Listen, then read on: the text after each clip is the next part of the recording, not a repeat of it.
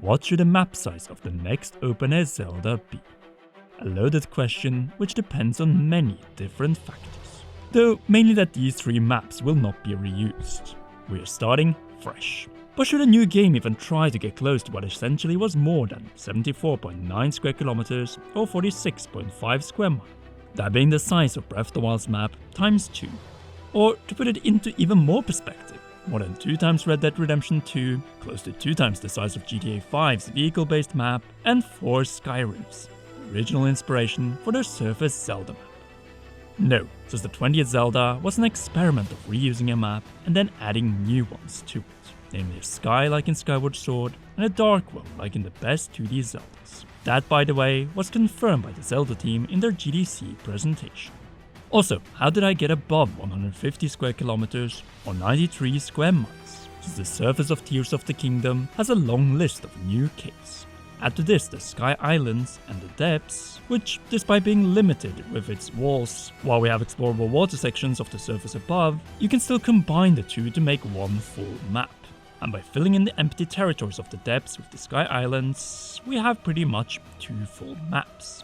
And performing this exercise gives us another rather massive number, reaching ever closer to 200 square kilometers or 124 square miles. One that is unheard of for a title with this level of detail and interactivity, since The Witcher 3 or Switcher Wild Hunt's combined maps at launch in 2015, so before the Switch, were 136 square kilometers, 84.5 square miles, while 2018's Assassin's Creed Odyssey's landmass was 130 square kilometers or 80.8 square miles, and felt absolutely massive. Naturally, that game also had close to the same amount of sea, but the combined 256 square kilometers or 159 square miles became overwhelming for many. Now, with our numbers in place, let me explain why going bigger or even close to the size of Tears of the Kingdom for the next Zelda is a terrible idea.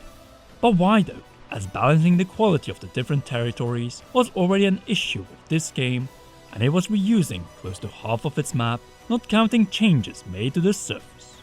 It was a once in a who-know-how-long opportunity for the Zelda team. Still, it was necessary to both change and add additional territories from the surface. There was only one problem. They also had to alter the surface, and by combining that with new land above and below resulted sadly in less variety across the new territories. Without living, breathing civilizations, they did feel empty at times.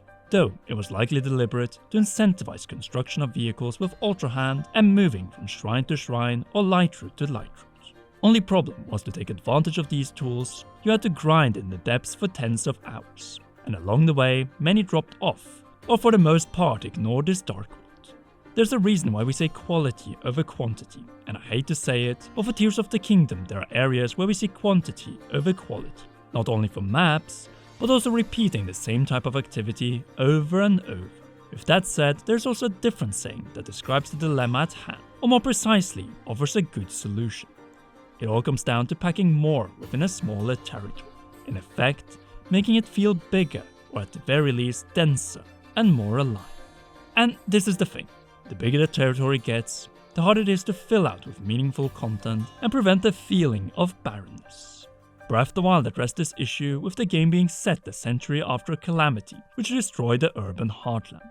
It worked, but when doubling down on this philosophy in Tears, without adding new settlements in the new territories, it made the emptiness of bigger and bigger territories more visible.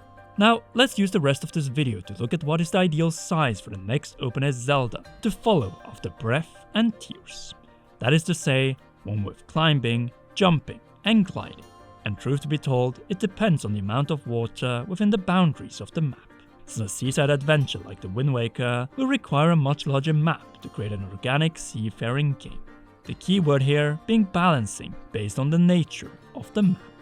So let's start with a more traditional but different land than Hyrule, one with smaller sea territories and far more focus on exploration on foot, just like the last 2 games. Right here is what I would call the Zelda Golden Middleway solution, somewhat bigger than Breath's 8 provinces, but smaller than Tears, the less than 100 square kilometer or 62 square mile game, and preferably just slightly over Breath of the Wild. Before you scream at me that it is out of the question to accept a lesser exploration experience, think of the following. each square kilometer or square mile being brand new and unknown. A still big map with more brand new territory to explore from scratch than Red Dead Redemption 2. Add to that a game that is outside of Hyrule, which it likely needs to be, then you have a brand new country as well. You know, just like Termina, the only 3D Zelda set outside some version of Hyrule was. Tears of the Kingdom needed to go big, as otherwise it would be too similar to Breath, and like the key ingredient of Zelda, exploration of unknown territory, or first-time discoveries. It is just that if there's not enough variety, then the exploration loses its magic. Breath of the Wild's new surface is the definition of variety, while Tears of the Kingdom's new sky and depths offer for the most part the same sky stone, gold, or in the case of the depths, gloomier aesthetic. Well, that and the lack of inhabited settlements. Naturally, there are exceptions, but outside of the Path 2 and dungeons in the sky and the depths, it didn't feel fresh exploring new square miles or square kilometers in Tears of the Kingdom.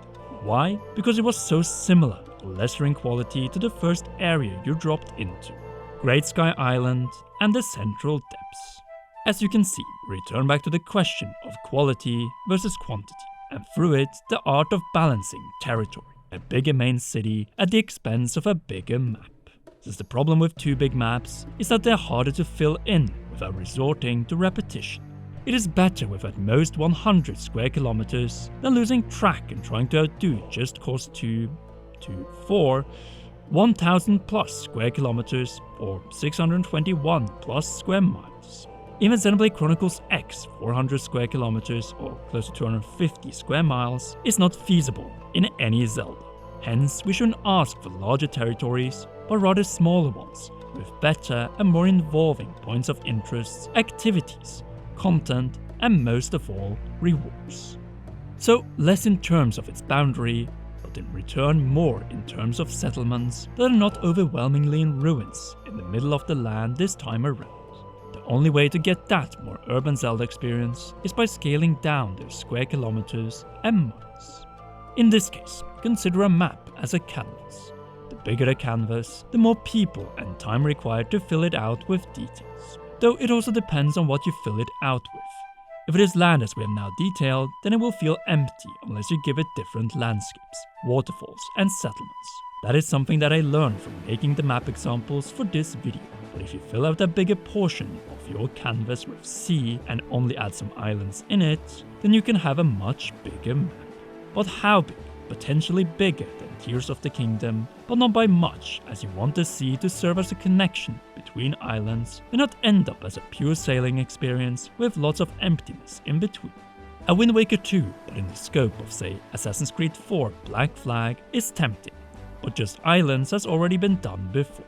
Instead, it is better to strike an even better land and sea balance than the biggest Assassin's Creed map to date, Odyssey, Ancient Greece, or Hellas, with Golden Age Athens plus other city-states within 130 square kilometers of land.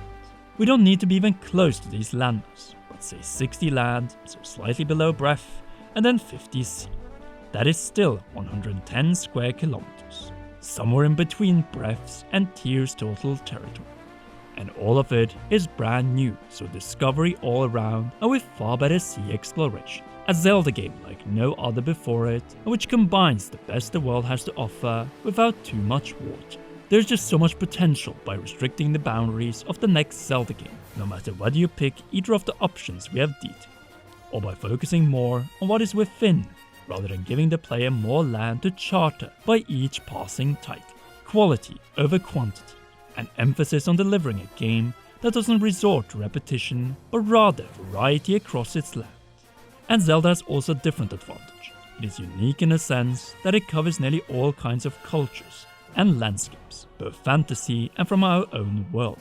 And with it, you could create some truly spectacular seats of power. A lot to consider when we look at map sizes, and how it is unsustainable to continue going for bigger and bigger territories after we start to see cracks with this philosophy in Tears of the Kingdom's crazy amount of walkable and climbable land. No pun intended. We only scratched the surface here, but this is also why we turned the next Zelda game into our new video series with its own playlist. So here I ask for your input and feedback in the comments, and if you're quick enough, you might feature in episode 2. so be sure to leave a like, subscribe and press notification bell to share the series, and do not miss any future episodes. Last but not least, a big thanks to you for watching, and to all our patreon.com/comearound patrons who made this series possible. Special shoutouts go to raw producers Zach Johnson and JC Fung, and heroes Holly Wolf, Cheryl, and Garrett Hoy. You rock, and please enjoy the next episode if up or these two awesome videos.